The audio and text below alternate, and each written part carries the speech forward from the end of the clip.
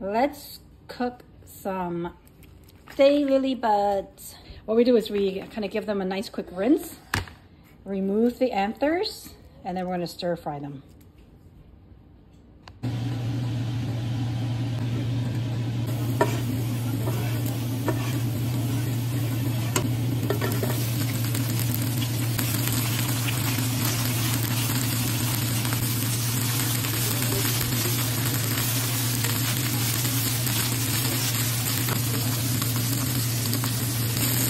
A little bit of oyster sauce with our daylily buds. And once they start to wilt, you know that they're ready to eat.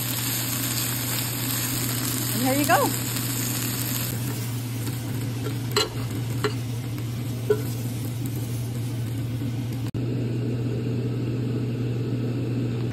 There you go. So delicious.